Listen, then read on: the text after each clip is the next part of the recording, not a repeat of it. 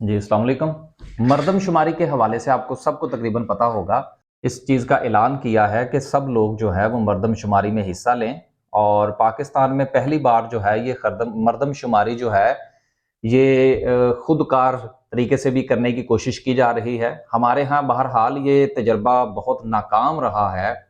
मुख्तलिफ़ किस्म के जो ऑटोमेटेड सॉफ्टवेयर्स होते हैं उनसे डाटा कलेक्ट करने का जो दुनिया में निज़ाम जो है वो इस वक़्त चल रहा है, हमारे यहाँ बहरहाल वो इतना कारआमद साबित नहीं हुआ। उसकी वजह जो है वो यकीनन लोगों का उस तरह से लिटरेट होना नहीं है कि जिस तरह से कि दुनिया में लोग लिटरेट होते हैं। लेकिन मेरा ये ख़्याल है कि वक़्त बदल चुका है और इस वक़्त जो सूरत-ए-हाल है पाकिस्तान की, इस ममलकत खुदादाद में अब तो करोड़ों की तादाद में जो है वो मोबाइल फ़ोन मौजूद हैं। लोग जो है वो किसी भी आप चाय खाना पे चले जाएँ बस में बैठें और तो और लोग जो है वो मोटरसाइकिल पर भी एक हाथ से मोटरसाइकिल चला रहे होते हैं, दूसरे हाथ में उनके मोबाइल होता है। तो इसका मतलब ये है कि लिटरेसी जो है वो बहुत हो चुकी है डिजिटल मीडिया के हवाले से। तो फिर उम्मीद तो ये की जा सकती है ना कि अब लोग ये बहाना नहीं बनाएँगे कि जी हमें तो वेबसाइट नहीं खोलनी आती, हमें तो पता नहीं है। तो मेरा ख़्याल है कि अब हमें इन बहानों से निकलना चाहिए और मरदमशुमारी का जो खुदकार निज़ाम दिया गया है गवर्नमेंट की तरफ से, ये ठीक है हमारी जो हुकूमतें हैं नालायक होंगी करप्ट होंगी, सब कुछ ही होंगी जी, बहुत ही बुरे लोग हैं, गंदे लोग हैं, कुछ भी कह दें आप इनको। लेकिन सोचना ये है कि हम क्या अपनी जो ज़िम्मेदारी है वो पूरी कर रहे हैं। तो अब ये गवर्नमेंट ने जब ये कहा है और आपको पता होना चाहिए कि ये हमारे दीन का भी हिस्सा है कि लॉ ऑफ लैंड जो है, उसके मुताबिक आपने चलना है। तो लॉ ऑफ लैंड क्या होता है कि जो हुकूमत जो है, रियासत जो है, वो जिस वक़्त कोई चीज़, कोई कानून या कोई भी बात जिस वक़्त वो अपने शहरियों से करती है, तो या शहरियों पर लागू करती है, तो शहरियों का ये फ़र्ज़ होता है कि वो उसके मुताबिक काम करें और उस बात को मानें।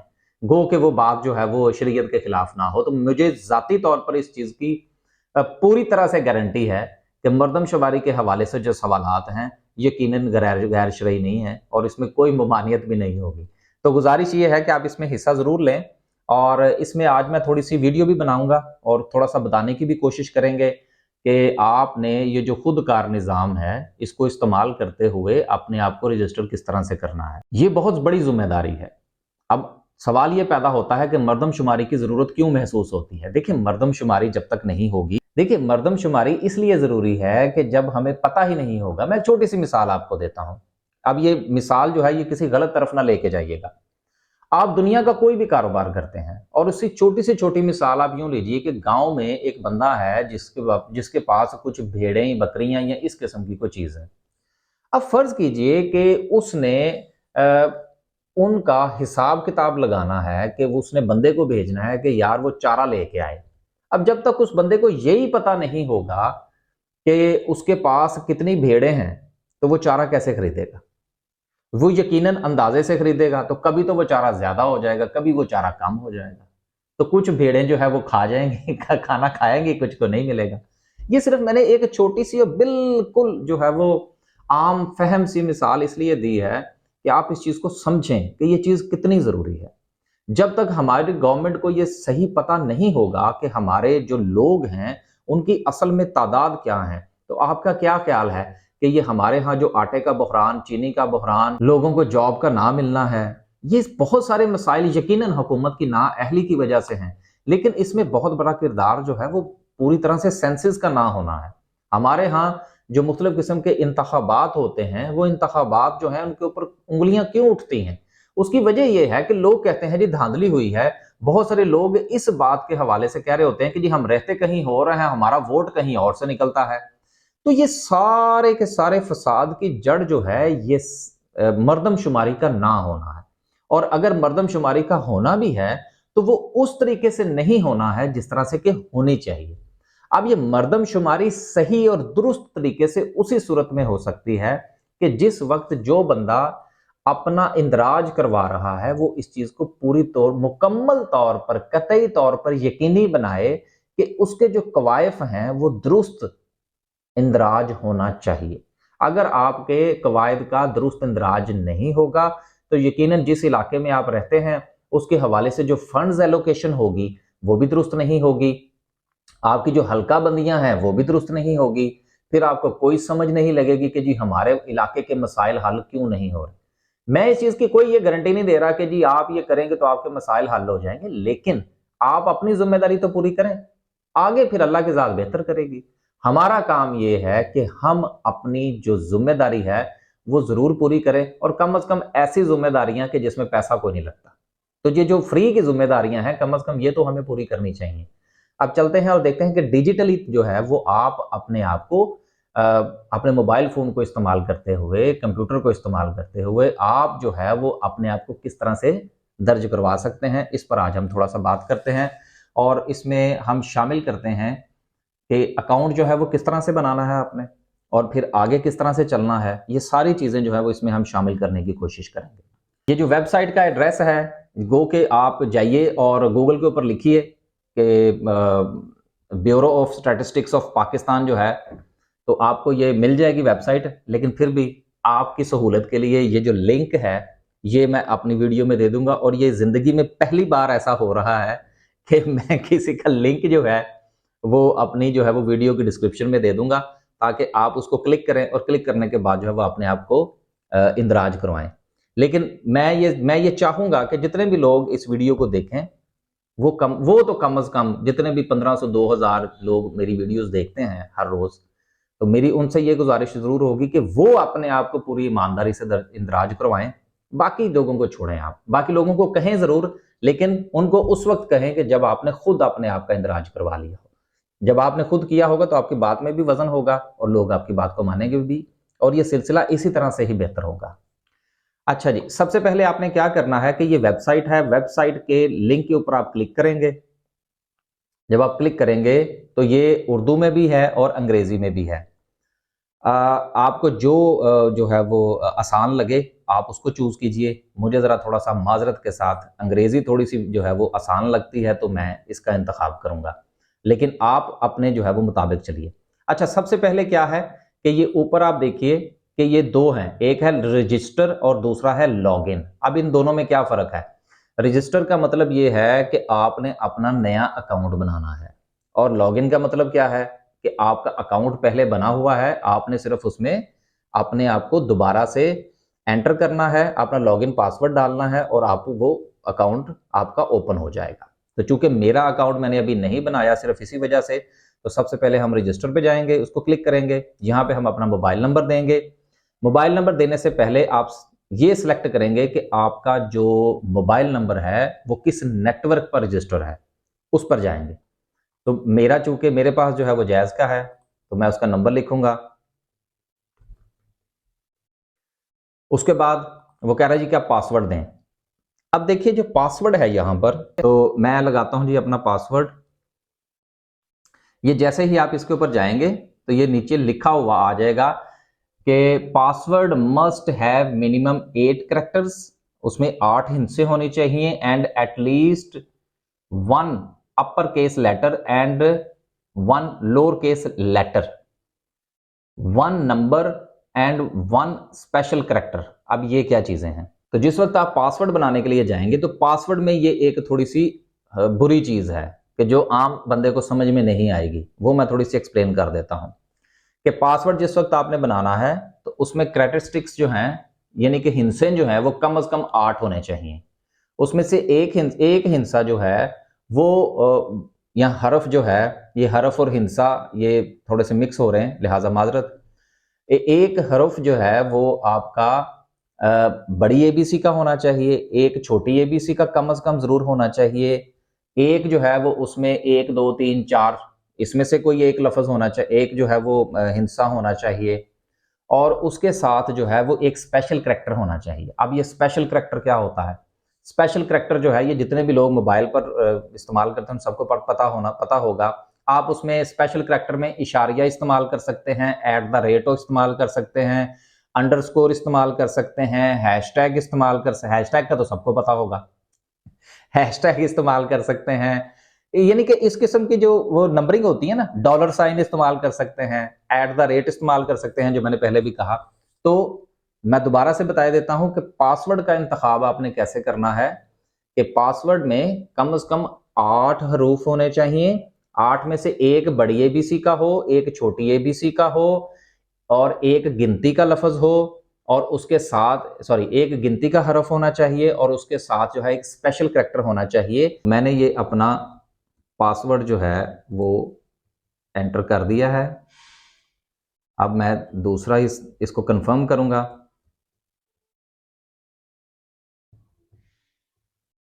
अच्छा जी, उसके बाद क्या है, वो कहता है जी कि present residential address of family, आपकी फैमिली जहां पर इस वक्त रहती है आपने वो जगह लिखनी है क्या है। तो चलें, मेरी जो भी है मैं लिख देता हूं। फिर उसके बाद आपने डिस्ट्रिक्ट बतानी है कि आपकी कौन सी है, तो तहसील बतानी है कौन सी है। अच्छा जी, उसके बाद वो आपसे कहे जी कि by creating an account, terms and condition को आपने करना है यस। फिर I am not a robot, क्योंकि आजकल रोबोट बड़े हैं इसलिए इस चीज़ को ख्याल रखना है। देन फिर उसके बाद आप क्या करेंगे कि ये जो ग्रीन कलर का ये है साइन अप, इसको आप क्लिक करेंगे। इसको हमने क्लिक किया तो अब जो है वो कह रहा है कि जी please enter the verification code send to your mobile number. जो मोबाइल नंबर आपने इस्तेमाल किया है उस पर आपको एक कोड भेजा जाएगा। आप अपने मोबाइल पर देखिए आपको वो कोड जो है वो मौसूल हुआ है या नहीं हुआ। 2 मिनट का जो टाइम होता है जी। मेरे पास जो है वो कोड आ चुका है, तो कोड हम लगाते हैं जी। टू, ये खैर मेरा अपना कोड है ये आपके लिए नहीं है। उसके बाद कंटिन्यू करेंगे और कंटिन्यू करने के बाद ये अब मेरा अकाउंट बन गया है। अब पहले जो था वो हमने साइन अप किया था, अब हम लॉग इन करेंगे। लॉग इन में हम अपना जो मोबाइल नंबर है वो डालेंगे और उसके साथ जो हमने पासवर्ड बनाया था वो डालेंगे।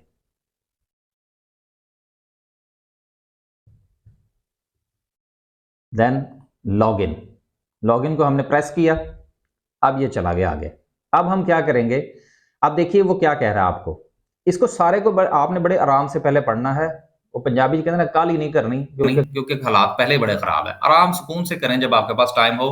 अभी बड़े दिन हैं, संडे के संडे 1 घंटे को रख लें और उसमें आप करें। अच्छा, एक चीज का आपने ख्याल जरूर रखना है कि अभी जो है ना वो कुछ लोग एक्टिव हो जाएंगे सोसाइटी के अंदर ना, मोहल्लों के अंदर, कि आओ जी मैं थोड़ी जी वो करवा देना, आओ जी मैं ਤੁਹਾਨੂੰ कर देना। नो, किसी के ऊपर एतबार नहीं करना आपने। खास तौर पर जो लोग बेचारे कम पढ़े लिखे हैं वो कोशिश ये करें कि उनसे करवाएं जिनको वो मुकम्मल तौर पर जानते हैं, जो बहुत ही करीबी हो। आजकल तो हर घर में मोबाइल है, हर बच्चा जो है वो मोबाइल को जानता है। तो जो भी बच्चा 7वीं 8वीं या 9वीं 10वीं में पढ़ता है, अगर उसके वालिदैन जो हैं वो कम पढ़े लिखे भी हैं तो वो बड़े आराम से ये कर सकता है। लिहाजा किसी के हत्थे चढ़ने की जरूरत नहीं है। देखने में तो ऐसा लगेगा वो आपकी मदद कर रहा है, लेकिन हो सकता है वो किसी का एजेंट हो। एजेंट से मुराद वो बातें फिर काफी दूर चले जाती हैं। लिहाजा खुद करें या फिर जो है वो लोग आपके घर आएंगे तो फिर आप करवा लीजिएगा। अच्छा जी, इसमें वो कहता है जी कि 3 जो हैं वो आपने काम करने हैं। नंबर 1, आपने अपने जो फैमिली मेंबर्स हैं उनको आपने ऐड करना है, राइट? दूसरा जो है वो आपने अपने घर की जो है वो इन्फॉर्मेशन देनी है और तीसरा फिर आपने इसको रिव्यू करना है और रिव्यू करने के बाद आपने इसको सबमिट करना है। अब देखते हैं कि उनके सवालात क्या-क्या हैं। फिर साथ-साथ मैं ये भी बताता चलूँगा कि कौन से सवालात इतने खतरनाक हैं कि जिनका जवाब देना ज़रूरी नहीं है। ठीक है? तो चलते हैं आगे। लेट्स गेट स्टार्ट के ऊपर आप क्लिक करेंगे तो सबसे पहले वो आपको पूछेगा कि फैमिली इंफॉर्मेशन आपने देनी है। आपने अपना नाम देना है, आप उसके साथ अपनी उम्र लिखेंगे क्या है, फिर आप जेंडर बताएंगे मेल हैं या फीमेल हैं। लेकिन ये माँ सवाए हेड ऑफ द फैमिली के, ये किसी को अलाउ ही नहीं करेगा कि वो इसको फिल करे। तो ये जहन में रखिएगा। मैरिटल स्टेटस आप बताएंगे, फिर उसके बाद आप जो कहेंगे जी के सेव मेंबर, मेंबर सेव हो गया। अब आप उसके साथ जो आपकी फैमिली के दूसरे लोग हैं उनको आप शामिल करना शुरू करेंगे। मिसाल के तौर पर हेड का तो हो गया, अब हेड के साथ वो आप बताएंगे स्पाउस का शामिल करेंगे, बेटों का बेटी का शामिल करेंगे, daughter in law son in law का शामिल करेंगे। ये जितने भी हैं ये सारे भांजे भतीजे सारा कुछ होगा। अब यहाँ पर एक सबसे अहम चीज, अब सवाल ये पैदा होता है कि एक घर है, उसके अंदर फ़र्ज़ कीजिए कि 16 अफ़राद रहते हैं। तो 16 अफ़राद में आपने ये जो घर का देना है, ये सिर्फ़ और सिर्फ़ जो आपका फैमिली सर्टिफ़िकेट है, अगर तो आप अलहदा रहते हैं, तो आप उसको फ़ॉलो करेंगे। लेकिन अगर आप 4 या 5 या 3 फ़ैमिलियाँ इकट्ठी एक घर के अंदर रहती हैं, तो यहाँ पर जो आपने डाटा डालना है, वो एक घर का दा डालना है, एक एड्रेस का डालना है। अब ये एक एड्रेस का जो डाटा डालेंगे, इसका फ़ायदा ये होगा कि गवर्नमेंट को ये पता लगेगा कि लोग कितने कंजेस्टेड रह रहे हैं, यानी कि नंबर ऑफ हाउसेज़ कितने हैं हमारे पास और उसमें कितनी आबादी जो है वो घुसी हुई है। तो उससे भी उनको फ़ायदा होगा और साथ में ये इसमें सारा कुछ ही लिखा हुआ है, भांजो, भतीजों, दादा-दादी, नाना-नानी यानी कि सारे लोग जो एक घर में, एक एड्रेस पर रह रहे हैं और उनका खाना-पीना जो है वो भी एक ही जगह पर है, तो उन्होंने एक ही जगह पर अपनी रजिस्ट्रेशन करवानी है। ये इधर और उधर भागने की ज़रूरत नहीं है। नहीं तो जो मरदमशुमारी है वो ऊपर-नीचे हो जाएगी। तो सारा का सारा डाटा एक घर का जो है वो आपने एंटर करना है।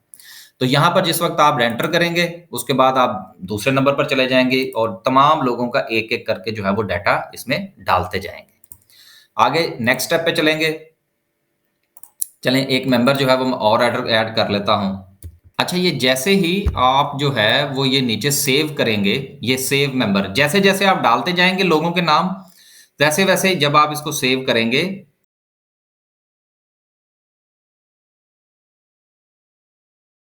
तो ये देखिए, ये नीचे जो है वो उनकी पूरी की पूरी फ़हरिस्त आती चली जाएगी। जिन-जिन लोगों के आप नाम डालते जाएँगे, तफ़सील डालते जाएँगे, वो नीचे आते जाएँगे। ये काम करने के बाद और इसमें आपने चाहे आपके घर 100 साल का बूढ़ा है या 3 दिन का बच्चा है, सबका जो है वो आपने डाटा डालना है। उसके बाद जब ये आप सारा कर लें, तो फिर आप जाएँगे गो टू नेक्स्ट स्टेप। उसके बाद आप नेक्स्ट सेक्शन पे चले जाएँगे।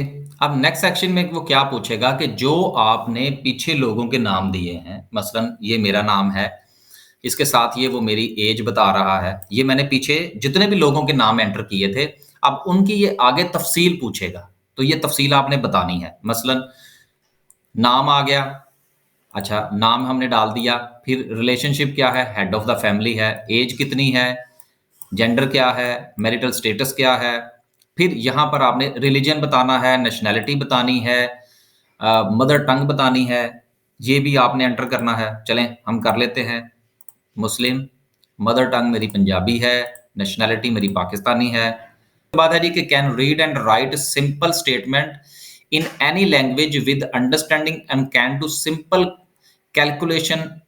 अब देखिए, अब वो ये पूछ रहा है कि क्या एजुकेशन तालीम कितनी है और बुनियादी तालीम आपने यहाँ पर बतानी है उनको कि जिस ज़ुबान को भी वो बोलने वाले हैं, उर्दू, पंजाबी, हिंदी, हिंदको कुछ भी वो बोलते हैं, तो क्या उस ज़ुबान के अंदर वो लिख पढ़ सकते हैं और जो आम तौर पर घर की जो जमा तफ़रीक है वो कर सकते हैं सौदा सलफ़ की? यस, वो आपने यहाँ पर मेंशन करना है, यस। फिर उसके बाद आपने ये बताना है कि अब वो क्या कर रहे हैं इस वक़्त? क्या वो कभी स्कूल गए हैं, स्कूल कभी नहीं गए, अभी भी स्कूल जा रहे हैं? ये लाज़िमन आपने इसको फ़िल करना है। चलें हम इसको बता देते हैं जी कि हैव अटेंडेड, ठीक हो गया जी। फिर नीचे वो बताएगा जी कि उन्होंने एजुकेशन लेवल क्या है उनका। अब वो कितना पढ़े हैं, उसके हिसाब से आपने बताना है कि आपकी या जिस बंदे का भी आप डाटा ये फ़िल कर रहे हैं, अपना कर रहे हैं, बच्चे का कर रहे हैं, दादा का कर रहे हैं, अंकल का कर रहे हैं, किसी का भी कर रहे हैं जो इकट्ठे रहते हैं, तो आपने उनका सही एजुकेशन लेवल बताना है। तुक्केबाज़ी नहीं करनी और किसी किस्म की चालाकी यहाँ पर घेरने की ज़रूरत नहीं है, कुछ नहीं होना इससे। आपने सिर्फ़ अपना डाटा सही डालना है। फ़ील्ड ऑफ एजुकेशन क्या है कि उन्होंने किस फ़ील्ड के अंदर जो है वो तालीम हासिल की है, हम वो डाल देते हैं, चलें जी हमने वो डाल दिया। फिर उसके बाद एम्प्लॉयमेंट है कि did you work normally for the last 12 months for pay, profit और unpaid basis such as job और ऑन बिज़नेस, एग्रीकल्चर ईटीसी। आपने एसेप्ट्रा आपने बताना है कि क्या आप कोई काम-शाम करते रहे हैं गुज़िश्ता 12 महीनों में? यस। टाइप ऑफ वर्क आपका क्या था? आपका कारोबार था या आपका जॉब है, क्या है? बिल्कुल दुरुस्त बताइएगा, कोई टैक्स-वैक्स वाले आपके घर नहीं आने लगे। ये मैं आपको पूरी गारंटी के साथ कहता हूँ, कुछ नहीं होगा। सही और दुरुस्त यहाँ पर बताइएगा, आप जो भी करते हैं। कंट्री ऑफ बर्थ, अगर आप पाकिस्तान में ही पैदा हुए हैं तो पाकिस्तान लिखेंगे, अगर किसी और जगह हुए हैं तो उसी जगह लिखेंगे। डिस्ट्रिक्ट ऑफ बर्थ, चलें जी लाहौर मेरी जो भी है। फिर अर्बन है या रूरल है, ये भी आपने बताना है, शहरी इलाका है या देहाती है, और फिर आप वहाँ पर कितने अरसे से जो है वो how long have you lived in the current district, इस डिस्ट्रिक्ट में आपने कितना अरसा जो है वो आप रहे, तो वो आपने वहाँ पर मेंशन कर दिया। अच्छा, फिर उसके बाद वो आपसे पूछेगा कि आप जिस जगह पर पैदा हुए थे, वहाँ पर अगर आपने 25 साल या उससे ज़्यादा गुज़ारे हैं, और फिर उसके बाद आप जो वहाँ से मूव हुए हैं किसी नई जगह पर, तो वो भी आपने बताना है। वो कहते हैं reason for moving from previous district to residence. जहाँ पर आप आज रह रहे हैं, जहाँ पर आप पहले रहते थे, वहाँ से आप यहाँ क्यों आए? परेशान नहीं होना, आपने बताना है, सही तौर पर बताना है कि जी पैदा तो मैं साहिवाल में हुआ था, अब मैं लाहौर में रह रहा हूँ। तो वो बताएँगे कि जी मैं लाहौर काम करने के लिए आ रहा हूँ या व्हाटएवर जो भी रीज़न है।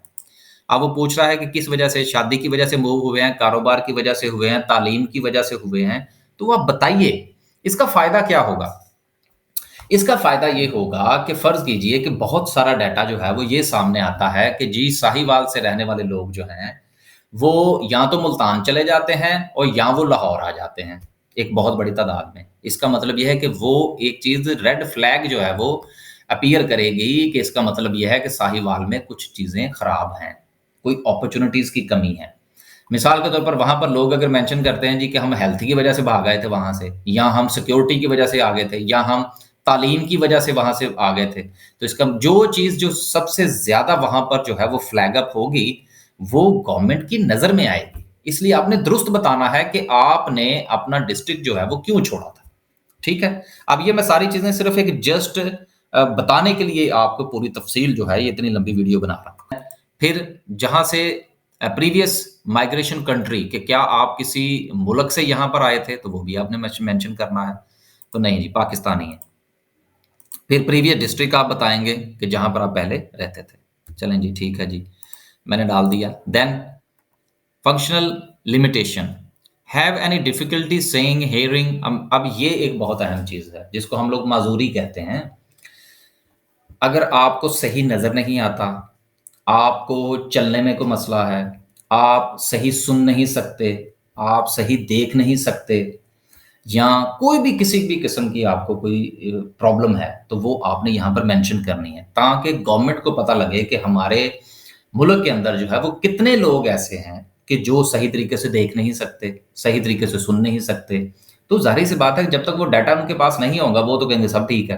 तो ये लाज़मन आपने शामिल करना है इसके अंदर। यस, अब मिसाल के तौर पर मुझे जो है ये ऐनक लगी हुई है, ठीक है ना? तो मैं यहाँ पर मेंशन करूँगा कि मेरे साथ क्या मसला है, मुझे सही नज़र आता है या नहीं आता। याद रखिएगा कि जो भी अगर आप ये खुद कर रहे हैं तो पूरी ईमानदारी से फ़िल करना है। अगर कोई बंदा आपके घर आता है तो उसको ऐसे टिक, टिक, टिक, टिक नहीं लगवाने देना है।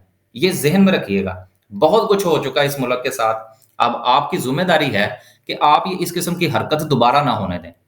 अल्लाह जाने फिर कब जो है वो ये सेंसस हो, फिर कब मरदमशुमारी हो, आपको मौका मिले, ना मिले, आप अपना हक ज़रूर अदा कीजिए।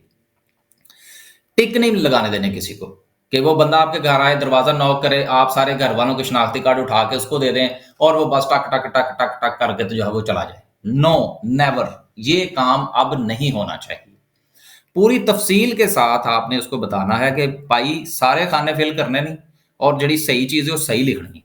कुछ नहीं होता यार, अपनी ज़िम्मेदारी तो पूरी करें ना। ठीक है जी? अच्छा जी, वो हो गया।